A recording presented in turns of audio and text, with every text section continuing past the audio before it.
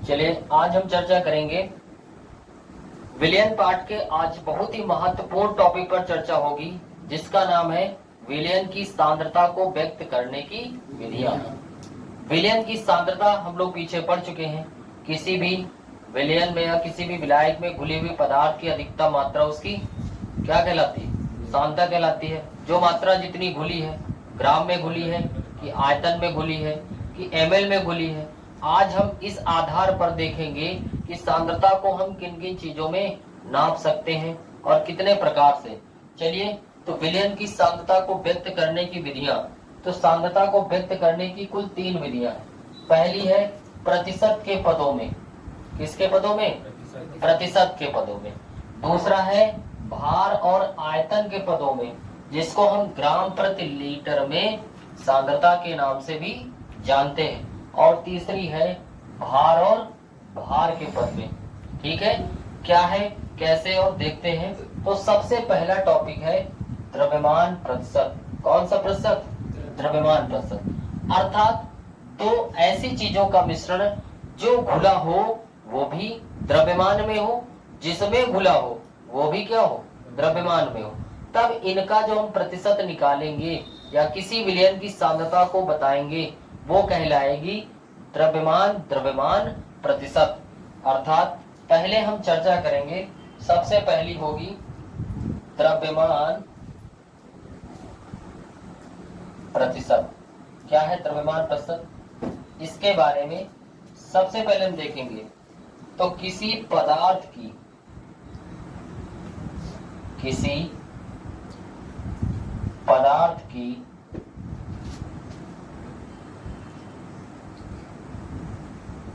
ग्राम में वो मात्रा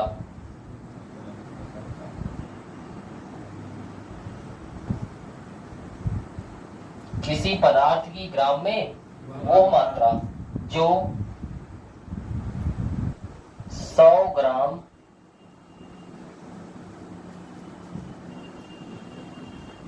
विलयन में घुली हो, क्या कहलाती? द्रव्यमान प्रतिशत कहलाती। जैसे मान लिया जाए कि हमारे पास कोई 20 ग्राम पदार्थ है, उसको हमने क्या किया? 100 ग्राम विलयन में घोल दिया। तो पदार्थ की जो प्रतिशतता कहलाएगी वो कितनी कहलाएगी? 20%। अर्थात 100 में से कितना? 20। ठीक है, इसको हम किससे प्रदर्शित करते हैं? W/W, या यहाँ M द्रव्यमान ले लिया जाए तो M/M भी कह सकते हैं, यानी मास बटे मास। तो यहाँ पर अगर कभी भी हमें दिया जाए कि 20% ब्रैकेट में M/M लिख दिया जाए, तो मतलब जो 20% है, देखो 20%, प्रति मतलब बटे, शत मतलब 100 हो गया ना 20%।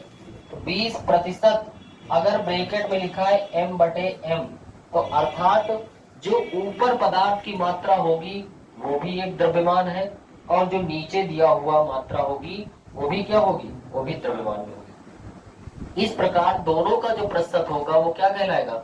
द्रव्यमान द्रव्यमान प्रतिशत कहलाएगा। ठीक है, तो पहली प्रतिशत कौन सी हुई? द्रव्यमान द्रव्यमान प्रतिशत। अब दूसरी हम चर्चा करेंगे, कौन सी? द्रव्यमान आयतन प्रतिशत। अब प्रतिशत निकालने का सूत्र भी बनाया जाए तो सूत्र हम कैसे बना सकते हैं? इसी में ध्यान से देखिए। जैसे हमें इसका सूत्र बनाना हो तो हम कह सकते हैं परसेंटेज भार बराबर क्या बनेगा? घुले हुए पदार्थ का भार अर्थात विलेय का भार बटे कुल भार अर्थात विलायक का भार। और परसेंटेज निकालने के लिए क्या करते हैं? किससे गुणा करते हैं? गुणे 100। ये किसका सूत्र बन जाएगा? भार भार प्रतिशतता या द्रव्यमान द्रव्यमान प्रतिशतता। दूसरा पॉइंट कौन सा है? आयतन प्रतिशतता। अब यहाँ पर जो आयतन प्रतिशतता है, इसे हम भार आयतन प्रतिशतता भी कहेंगे। ठीक है, तो आयतन आयतन प्रसक्ता देख लेते हैं। अच्छा, इसका आयतन के साथ आयतन का क्या होगा, ध्यान दो।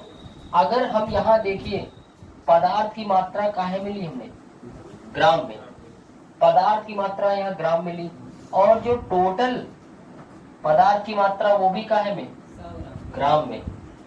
तो ग्राम बटे ग्राम यानी भार बटे भार से तुलना की जा रही, तो ऐसी प्रसक्ता को क्या कहेंगे, भार भार प्रसक्ता।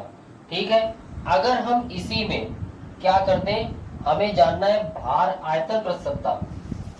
कौन सी प्रसक्ता, भार आयतन या द्रव्यमान आयतन प्रसक्ता। तो हम क्या लिखेंगे, द्रव्यमान आयतन प्रसक्ता यानी W बटे V, समझिएगा।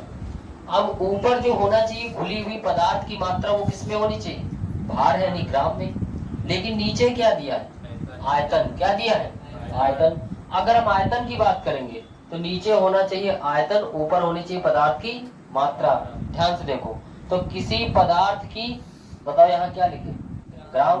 ठीक है, ग्राम में वो मात्रा जो 100, क्या करते हैं यहाँ, आयतन है ना, तो क्या करते हैं यहाँ ml यानी 100 मिली लीटर मिलियन में घुली हो, क्या कहलाएगी, द्रव्यमान आयतन प्रतिशतता। समझ में आया, किसी पदार्थ की ग्राम में वो मात्रा जो 100 ml मिलियन में घुली हो, क्या कहलाएगी, द्रव्यमान आयतन प्रसक्ता। ठीक है, अब यहां ध्यान से देखो, घुले हुए पदार्थ की मात्रा बटे कुल विलयन की मात्रा और गुणे 100,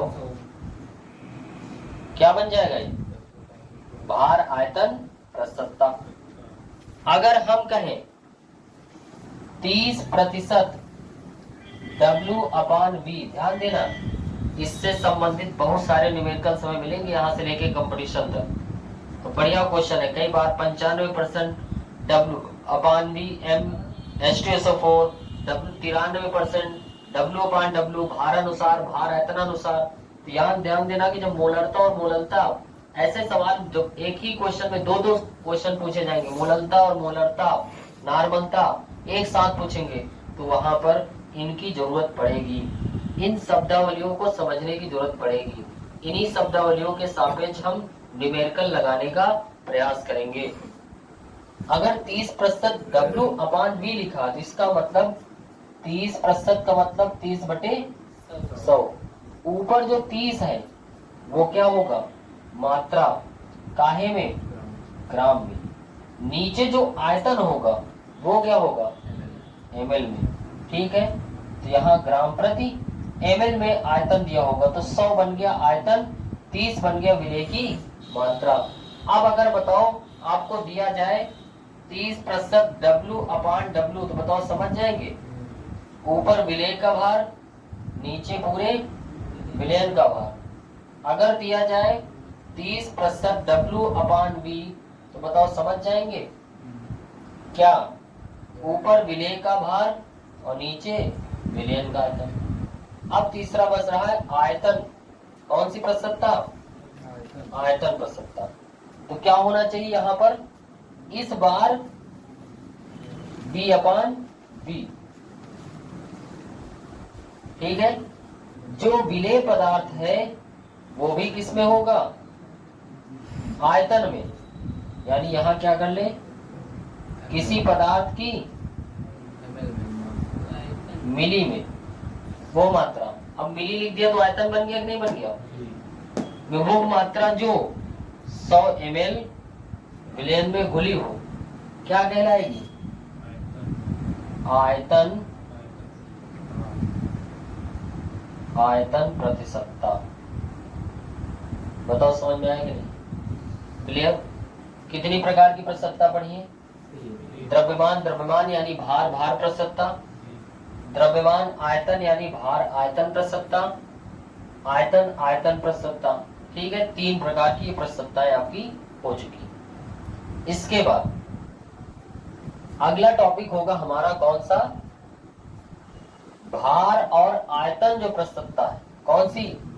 भार और आयतन प्रस्तुतता, ये कितने प्रकार की है? 3 प्रकार की, जिसमें से सबसे पहला क्या है? मोलरता, वेरी मोस्ट इंपॉर्टेंट। न्यूमेरिकल से लेके परिभाषा तक बार बार यूपी बोर्ड से लेके बिहार बोर्ड, एमपी बोर्ड, हर जगह ये परिभाषा बार बार पूछी गई और इससे संबंधित न्यूमेरिकल। ध्यान दीजिए, मोलरता क्या है? विलेय के मोलों की संख्या, किसके? विलेय के मोलों की संख्या बटे विलयन का आयतन, किसमें? लीटर में। चलिए ध्यान देते हैं। मोलरता की परिभाषा, किसकी परिभाषा बनाना है? मोलरता की परिभाषा। ध्यान से समझना है कि हमें मोलरता की परिभाषा कैसे बनाना है, कुछ नहीं करना है। नीचे वाली संख्या को एकांक, हमेशा फिजिक्स केमिस्ट्री कहीं भी परिभाषा बनानी, नीचे वाली संख्या को क्या करेंगे? एकांक, और ऊपर वाले को जैसे का तैसा बता दे तो क्या बन जाएगी? परिभाषा। ध्यान से समझो, विलयन का आयतन किसमें है? तो क्या करना है इसको? एकांक, यानी 1 लीटर विलयन में, 1 लीटर, बीच में केवल एक शब्द जोड़ना है, उपस्थित। बस क्या जोड़ना है? 1 लीटर उपस्थित विलेय के मोलों की संख्या को क्या कहते हैं? मोलरता। बताओ, क्लियर हुआ? क्या बनेगी? 1 लीटर विलयन में उपस्थित विलेय के मोलों की संख्या को क्या कहते हैं? मोलरता। ठीक है, बताओ क्या परिभाषा बनी? 1 लीटर विलयन में उपस्थित किसके मोलों की संख्या? विलेय के मोलों की संख्या को क्या कहते हैं? मोलरता। ठीक, इसको अंग्रेजी में क्या कहते हैं? मोलैरिटी, है ना? ठीक, मोलरता कहते हैं। क्या कहते हैं? मोलरता कहते हैं। बताओ, मोलरता का सूत्र समझ में आया? विलेय के मोलों की संख्या बटे विलयन का आयतन लीटर में। परिभाषा, 1 लीटर विलयन में उपस्थित विलेय के मोलों की संख्या को, याद हुआ सबको? चलिए ठीक है, अब हमारा यहाँ से परिभाषा का काम तो समाप्त हुआ, लेकिन अब जो आगे आने वाले स्टेप हैं जिनसे हम न्यूमेरिकल को आसानी से कर पाएंगे। तो एक नया शब्द आया, मोलों की संख्या। हालांकि हम लोग कक्षा 11 में पढ़ चुके हैं, लेकिन यहाँ फिर से पढ़ेंगे। अगर हम विलेय के मोलों की संख्या निकाल रहे हैं तो मोलों की संख्या, मेन मोलों की संख्या का जो सूत्र है वो भार बटे अणुभार, भार बटे अणुभार। ठीक है, लेकिन अगर यहाँ शब्द लग गया विलेय के मोलों की संख्या, किसके मोलों की संख्या? तो बताओ इसको क्या कहेंगे? विलेय के मोलों की संख्या, यानी विलेय का भार बटे विलेय का अणुभार। अगर विलायक के मोलों की संख्या निकालना है तो विलायक का भार बटे विलायक का अणुभार। तो जिसके भी मोलों की संख्या निकालना है उसी के भार को उसके अणुभार से क्या कर देंगे? भाग। तो इसको शॉर्टकट में क्या हम W/M लिख सकते हैं? W क्या हो गया? विलेय का भार। M क्या हो गया? विलेय का अणुभार। ठीक है, चलिए अब हम इसी में सीखते हैं, क्या इस सूत्र को हम और सरल कर सकते हैं, जिससे हमारा सूत्र जो है इस प्रकार बने कि हमारे न्यूमेरिकल आसानी से लग सके। इसके लिए देखिए, मोलरता को हम काहे से डिनोट करते हैं? कैपिटल M से। मोलों की संख्या को क्या लिखा है? भार बटे अणुभार। तो भार बटे अणुभार। ध्यान से समझो, यहाँ आयतन किसमें है? लीटर में। तो आयतन को अगर हम ml में कर लें तो लीटर में बदलने के लिए क्या करते हैं? 1000 से भाग, और वही भाग वाला कहाँ लेके चले जाए? ऊपर। ध्यान से समझिए, इसका लिखने का एक ही उद्देश्य है कि हमारे जितने भी न्यूमेरिकल्स आते हैं उनमें ज्यादा से ज्यादा आयतन किसमें दिए होते हैं? ml में। तो यहाँ डायरेक्ट रखकर हम कैलकुलेशन कर सकते हैं। ठीक है, अगर आयतन लीटर में दिया जाए तो डायरेक्ट फार्मूला लिखा ही है। तो ये हमारा शॉर्टकट फार्मूला कौन सा बना? विलेय का भार बटे अणुभार इंटू आयतन ml में और ऊपर गुणे 1। ठीक है, तो ये बना मोलरता का शॉर्टकट। मात्रक देखा जाए, मोलों की संख्या, मोलों की संख्या क्या बनेगी? मोल बटे आयतन किसमें है? लीटर में। तो मोल प्रति लीटर। मात्रक क्या बना? मोल प्रति लीटर। ठीक है, इससे संबंधित हम एक चीज और देख सकते हैं। कई बार पूछा जाता है मोलर विलयन क्या है? कौन सा विलयन? मोलर विलयन। कौन सा विलयन? मोलर विलयन। ध्यान से समझिए, जैसे अगर हम बात करें, मोलर का मतलब होता है कि ऐसा विलयन जिसकी मोलरता कितनी हो? 1 हो। ऐसा विलयन जिसकी मोलरता 1 हो क्या कहलाएगा? मोलर विलयन। हम इसको दूसरे तरीके से भी कह सकते हैं, मोलरता 1 लाने के लिए बताओ नीचे आयतन कितना हो चाहिए? 1। और मोलों की संख्या कितनी हो? 1, तभी 1 आएगा। तो ये भी हम कह सकते हैं यदि 1 लीटर विलयन में किसी पदार्थ का अगर 1 मोल घुला हो तो ऐसे विलयन को क्या कहेंगे? मोलर विलयन। या सरल भाषा में ऐसा विलयन जिसकी मोलरता 1 हो क्या कहलाएगा? मोलर विलयन। बताओ, लिख लेंगे अपने आप? क्या एक बार दोहराओ, मोलर विलयन क्या है? ऐसा विलयन जिसकी मोलरता 1 है क्या कहलाता है? मोलर विलयन। समझ में आ गई बात? क्या चीज? ऐसा विलयन जिसकी मोलरता 1 हो क्या कहलाता है? मोलर विलयन। ठीक, चलिए आगे देखते हैं। अब एक न्यूमेरिकल लगा के देखें, यहाँ 2-3 चीजें हमारे पास है, उनको क्लियर किया जाए। एक, अगर अणुभार कक्षा 11 में निकालना नहीं सीखे हैं तो यहाँ पर अणुभार निकालना एक बार सीख लेते हैं। जैसे हाइड्रोजन, हाइड्रोजन की द्रव्यमान संख्या 1, जो महत्वपूर्ण है वो देख रहे हैं। कार्बन की कितनी? 12, ऑक्सीजन 16, नाइट्रोजन 14। ठीक है, पोटेशियम 39, सोडियम 23। ठीक है, एल्यूमिनियम 27, कैल्शियम 40, सल्फर 32, क्लोरीन 35.5। इसी तरीके से और लोग जो आते जाएंगे उनके द्रव्यमान संख्याएं जो होती है वो हमें नीचे ब्रैकेट में दी रहती है। लेकिन इनका प्रयोग करके हम कैसे अणुभार निकालेंगे समझिए। जैसे H2SO4, कौन सा है? H2SO4। समझिएगा, H2SO4 का अणुभार कैसे निकालेंगे?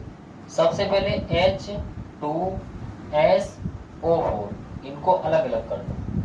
इसमें क्या होगा कि आपका गुणाभाग गलत नहीं होगा। जो बायो के स्टूडेंट है वो कैलकुलेशन में कमजोर होते हैं, तो उनके लिए बढ़िया से ट्रिक है कि इन सबको पहले क्या करेंगे? अलग कर लेंगे।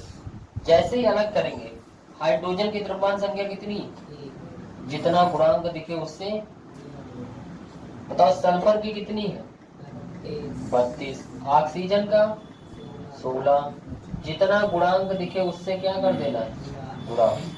2 इक्के 2 प्लस 32, सबको जोड़ लेना है।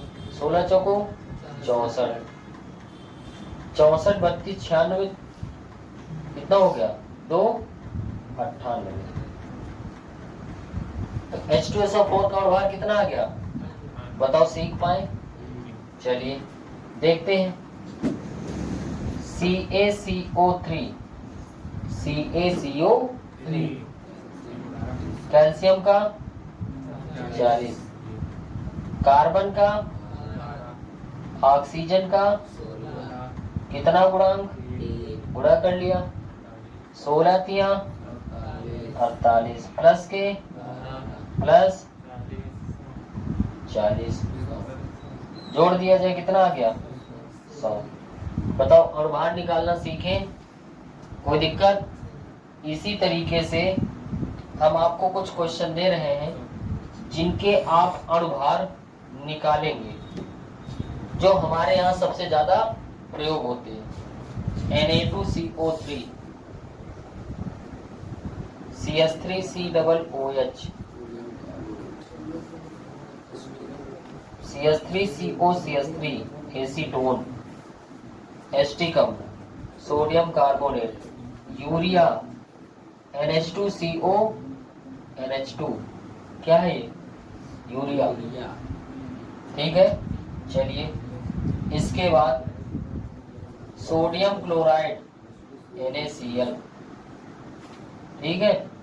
एथिल एल्कोहल C2H5OH, इसी तरीके से मेथेन CH4। इसी तरीके से हमारे जो महत्वपूर्ण है वो इन सब के ज्यादा से ज्यादा प्रयोग इस चैप्टर में आते हैं। देखिए Na2CO3 का अणुभार निकालेंगे कितना आता है 106, इसका निकालेंगे आप 60, निकाल के चेक करना, ना समझ में आया तो पूछ लेना, ठीक है। इसका कितना होगा 58, इसका 60 आएगा, इसका आएगा 58.5, इसका 46, इसका 16। इसी तरीके से जो महत्वपूर्ण यौगिक है उनके अणुभार निकालना आप सीखेंगे, और सीखने के साथ साथ इनको याद भी करना महत्वपूर्ण है। याद करने से फायदा क्या मिलेगा, यदि आप इनको याद रखते हैं, निकालना तो आपको आता ही है, नहीं पता है तो निकाल सकते हैं, लेकिन यदि ये याद होंगे तो हम इस समय को अपनी बोर्ड परीक्षा में बचा सकते हैं, ठीक है। चलिए अब ये अणुभार निकालना समझ में आ गया। अभी एक टॉपिक बचा हमारा मोलों की संख्या। देखते हैं कि मोलों की संख्या कैसे ज्ञात करेंगे। तो मोलों की संख्या ज्ञात करने के लिए मोलों की संख्या, जैसे क्वेश्चन आ रहा है 5.85 ग्राम NaCl, 5.85 ग्राम क्या है NaCl। अगर इसके मोलों की संख्या निकालना है तो ध्यान दीजिए मोलों की संख्या कैसे निकालते हैं, भार बटे अणुभार। ध्यान दीजिए इसको कैसे प्रदर्शित करेंगे, तो मोलों की संख्या को स्मॉल n, जिसके भी मोलों की संख्या निकाल रहे हैं सिंबल में लिख सकते हो, तो मोल नंबर ऑफ NaCl की मोलों की संख्या, भार बटे अणुभार। भार कितना 5.85, अणुभार कितना, सोडियम क्लोराइड का बताया था 58.5, कैसे सोडियम का कितना 23, क्लोरीन का 35.5, जोड़ लीजिए कितना आएगा 58.5। बताओ कट जाएगा कितनी बार, 0.1 बार, तो इसके मोल कितने निकले 0.1 मोल। जैसे हमसे कह दिया जाए कि 4.6 ग्राम एथिल एल्कोहल, क्या है 4.6 ग्राम एथिल एल्कोहल, तो समझिएगा 4.6, भार कितना है 4.6, अणुभार एथिल एल्कोहल का निकालेंगे कितना आएगा 46, तो भार बटे अणुभार, बताओ कितने मोल आ गए 0.1। जैसे हमसे कहा जाए कि हमको दिया गया है 4.9 ग्राम, 4.9 ग्राम H2SO4, H2SO4, बताओ इसके मोलों की संख्या कैसे निकालेंगे, n ऑफ H2SO4 बराबर भार बटे अणुभार। बताओ भार कितना है? 4.9। अणुभार कितना है? H2SO4 का कितना? 98। दशमलव ऊपर से हटाया, नीचे एक जीरो बढ़ाया, 49 दूना 98, 2 जीरो कितने? 20। ठीक है, 1/2 का मतलब 0.5, और 10 से एक बार और भाग होगा, जीरो और लग जाएगा, 0.05 मोल। ठीक है, समझ गए? मोलों की संख्या आप निकाल सकते हैं। कैसे निकालेंगे? भार बटे अणुभार। ठीक है, अब इसी से अगर हम आयतन की तुलना कर दें तो क्या बन जाएगा? मोलरता। जैसे हमें एक क्वेश्चन दिया जाए, 2.3 ग्राम एथिल एल्कोहल को 2.3 ग्राम एथिल एल्कोहल को 500 ml जल में घोला गया। 500 ml जल में घोला गया तो एथिल एल्कोहल की मोलरता की गणना कीजिए। एथिल एल्कोहल के मोलरता की गणना कीजिए। चलिए समझिए, मोलरता का सूत्र क्या है? सामने लिखा है, भार बटे अणुभार, आयतन ml में, इंटू 1000। क्लियर? समझिए, भार कितना दिया हुआ है? 2.3। अणुभार कितना एथिल एल्कोहल का निकाल चुके हैं। कार्बन का 12 दूनी 24, हाइड्रोजन का 1 होता है गुणे 5, ऑक्सीजन 16, हाइड्रोजन 1, 24 5 29 1 30 16 46। कितना आ जाएगा? 46 गुणे आयतन कितना है? 500, ऊपर गुणे 1000।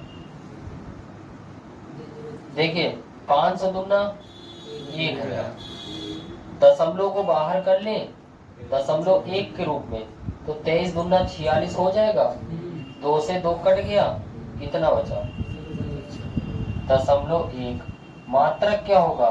मोल प्रति लीटर।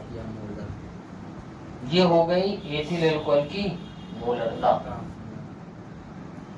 बताओ समझ में आया? कोई दिक्कत? एक सवाल और लें, चलिए देखते हैं। अगर क्वेश्चन लिखा हुआ है 5.3 ग्राम सोडियम कार्बोनेट को 200 ml जल में घोला गया। 5.3 ग्राम सोडियम कार्बोनेट को 200 ml जल में घोला गया तो सोडियम कार्बोनेट की मोलरता की गणना कीजिए। चेक करें क्या होगा। चलिए 5.3, बताओ मोलरता का सूत्र, भार बटे अणुभार, आयतन ml में, ऊपर गुणे 1000।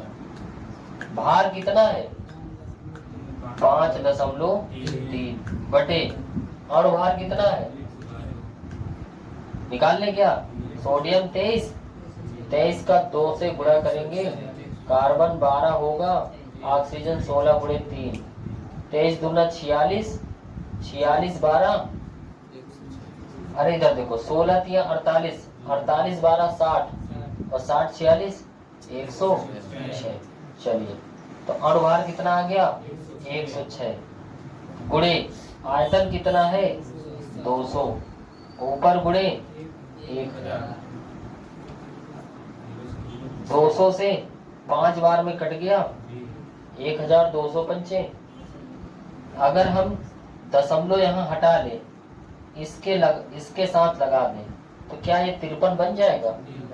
53 दूना 106, यानी 0.5/2 भाग कर लें तो 50 का आधा 25, यानी 0.25।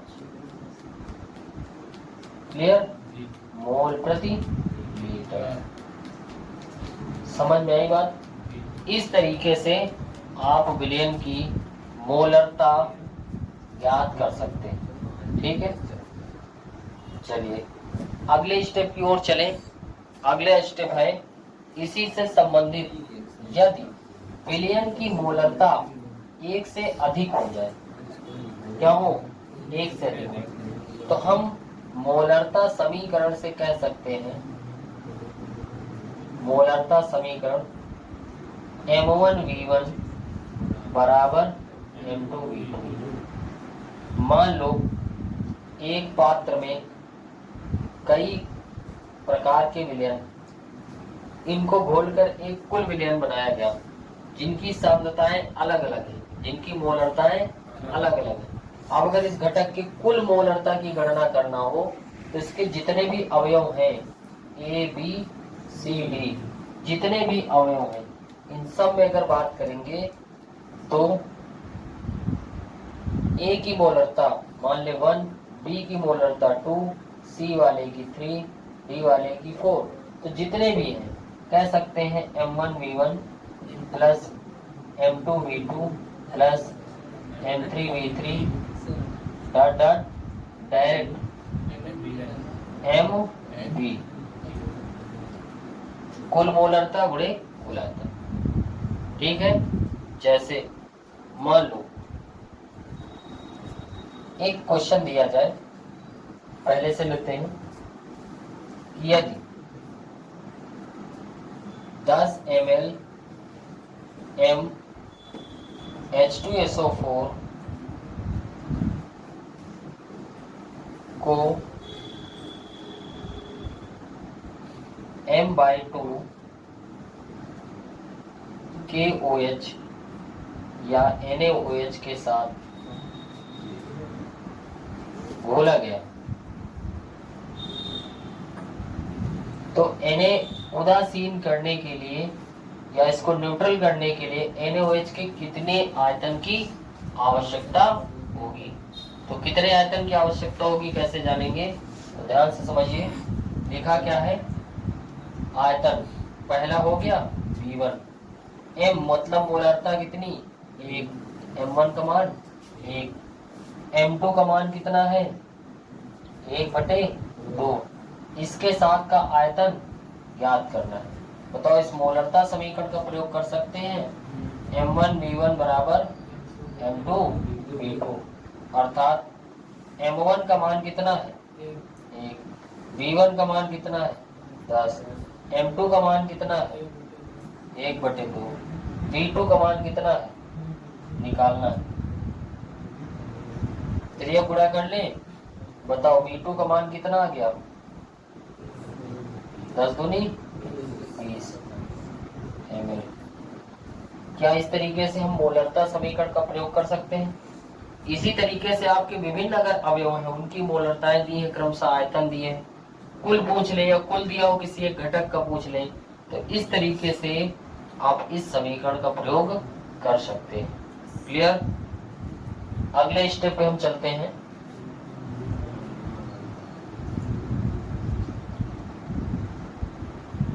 अगले स्टेप का नाम क्या है, नॉर्मलता। क्या है टॉपिक का नाम, नॉर्मलता।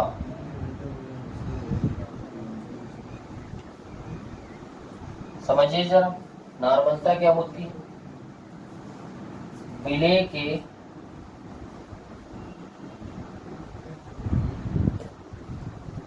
ग्राम तुल्यांकों की संख्या, अभी हम लोग समझेंगे ग्राम तुल्यांक क्या होते हैं। ग्राम तुल्यांकों की संख्या बटे विलयन का आयतन किसमें, विलयन का आयतन लीटर। समझिएगा जरा क्या है ये, विलेय के ग्राम तुल्यांकों की संख्या बटे विलयन का आयतन किसमें, लीटर। क्लियर हुआ। चलते हैं नीचे वाली संख्या को फिर से काम करें, ऊपर वाले को बताएं फिर परिभाषा बनेगी। क्या बनेगी, 1 लीटर विलयन में उपस्थित विलेय के मूलों की विलेय के ग्राम तुल्यांकों की संख्या को क्या कहते हैं? नॉर्मलता। फिर से देखो, 1 लीटर विलयन में उपस्थित विलेय के ग्राम तुल्यांकों की संख्या को क्या कहते हैं? नॉर्मलता। क्लियर हुआ क्या है नॉर्मलता? 1 लीटर विलयन में उपस्थित विलेय के ग्राम तुल्यांकों की संख्या को क्या कहते हैं? नॉर्मलता। अब यहाँ एक नया शब्द फिर से मिला, क्या? ग्राम तुल्यांकों की संख्या। ग्राम तुल्यांकों की संख्या क्या है? ग्राम तुल्यांकों की संख्या किसी पदार्थ का भार और उसके तुल्यांकी भार के साथ अगर तुलना किया जाए तो विलेय का भार बटे कौन सा भार? तुल्यांकी भार। विलेय का भार बटे तुल्यांकी भार। विलेय का भार बटे तुल्यांकी भार। अब यहाँ एक चीज ये समझ में नहीं आ रही, फिर से एक नई चीज मिल गई, तुल्यांकी भार। क्या है तुल्यांकी भार? समझिएगा जरा।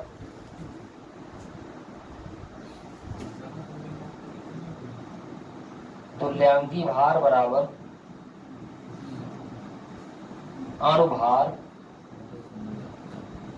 बटे, अगर अम्ल है तो अम्लता, क्षार है तो क्षारकता। अगर अम्ल है तो अम्लता और क्षार है तो क्षारकता। ठीक है। और इन सब का मतलब एक ही है, क्या? संयोजकता। तो हम लिख सकते हैं उसकी संयोजकता।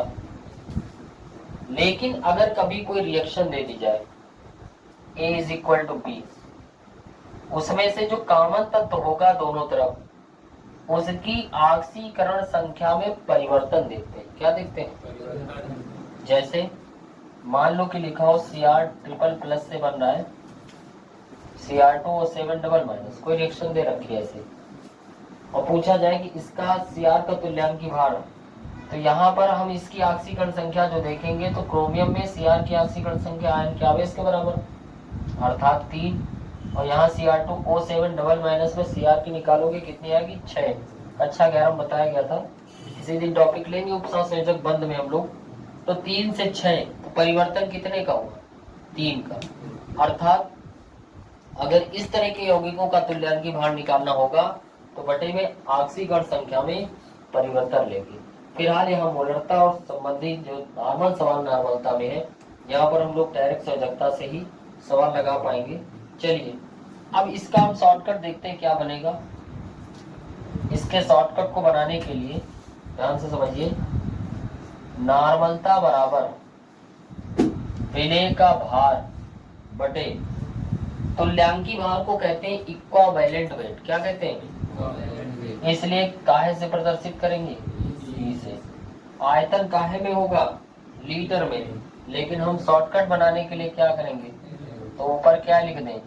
इंटू 1000। इस प्रकार से नॉर्मलता का ये सूत्र बनेगा। मात्रक क्या है? ऊपर है ग्राम तुल्यांकों की संख्या, मात्रक ग्राम तुल्यांक प्रति लीटर, ग्राम तुल्यांक प्रति लीटर। इतनी बात समझ में आ गई? चलिए ध्यान से समझते हैं। अब यहाँ पर एक नया शब्द आ गया, तुल्यांकी भार। देखिए कैसे निकाल पाएंगे तुल्यांकी भार। अगर हमें जानना है H2SO4 का तुल्यांकी भार कितना होगा, पहले हमें इसे तोड़ना आना चाहिए, आयनित करना आना चाहिए। H2SO4 किन दो चीजों से मिलकर बना है? H प्लस और SO4 डबल माइनस। तो यहाँ पर हाइड्रोजन की कितने परमाणु? 2। चाहे यहाँ से देखें तो मुक्त संयोजकता कितनी हो रही है? 2। चाहे यहाँ से देखें कितनी हो रही है? 2। बताओ अणुभार अभी इसका हम निकाले कि नहीं निकाले? कितना आया था? 98 आया था। तो तुल्यांकी भार बराबर अणुभार बटे संयोजकता अगर रखें तो अणुभार कितना इसका 98 बटे संयोजकता कितनी 2 अर्थात कितना 49। ध्यान देना, जैसे HCl का अगर हमें तुल्यांकी भार निकालना है तो H का 1 Cl का 35.5 अर्थात 36.5 क्या है इसका अणुभार।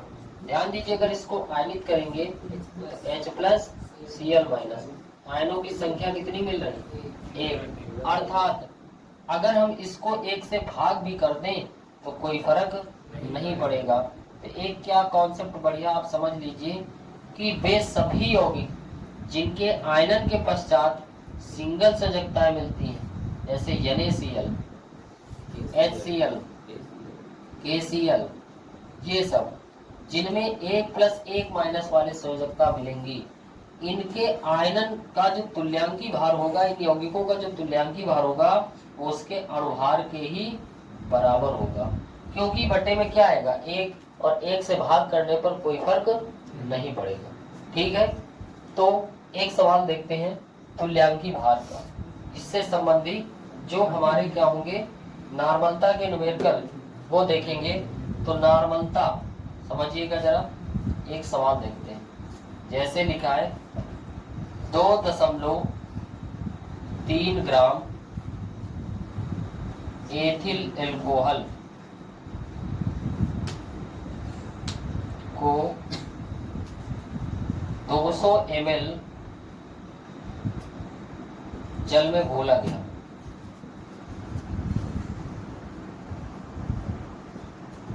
तो इसकी नॉर्मलता ध्यान से समझिए, नॉर्मलता का सूत्र क्या है भार बटे तुल्यांकी भार आयतन ml में इंटू 1।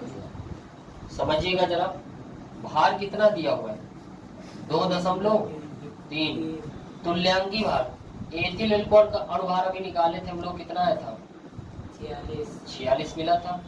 इसको आयनित करेंगे C2H5 प्लस OH माइनस, तो आयनों की संयोजकता कितनी है एक ही है, तो क्या कोई फर्क पड़ेगा इसके तुल्यांकी भार में, अर्थात अणुभार तुल्यांकी भार सेम इंटू आयतन कितना 200 गुणे 1000, 200 से 1000 कट गया कितनी बार 5, 23 हटाए यहाँ दशमलव लगा दें 23 दूना 46, फिर से आ गया 0.5 बटे 2 यानी 0.25।